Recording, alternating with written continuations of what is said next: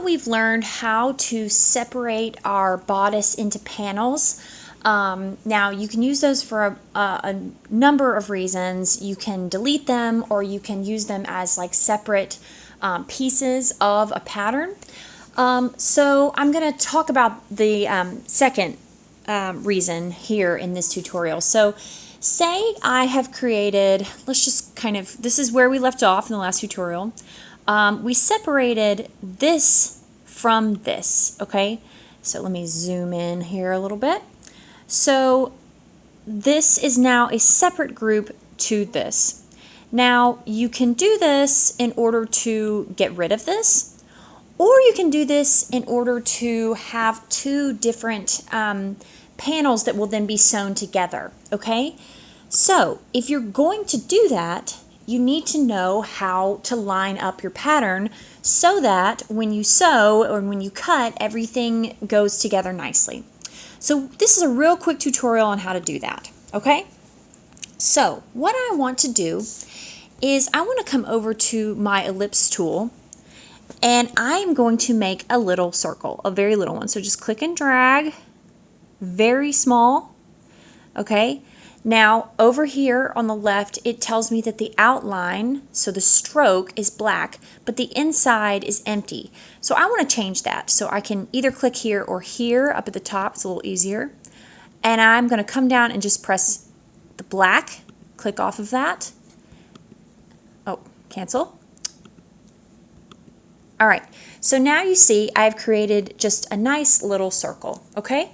So using my direct selection tool, I'm going to click and drag it over onto the border of these two panels, okay?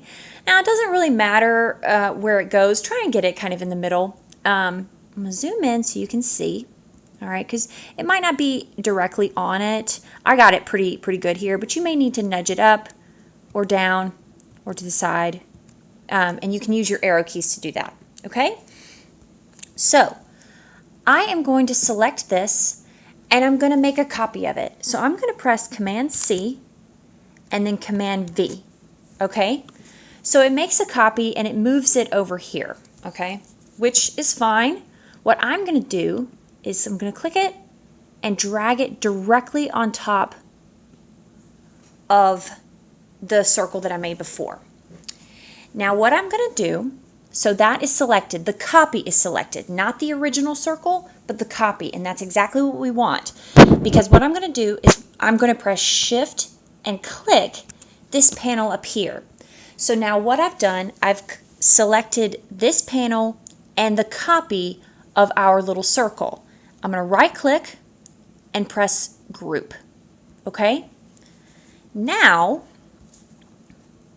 so you can see nothing's really changed in the way I'm looking at it, but if I click and drag, what I've done is I've perfectly lined up these circles so that when I cut this and when I go to put them together, I know where these go, okay?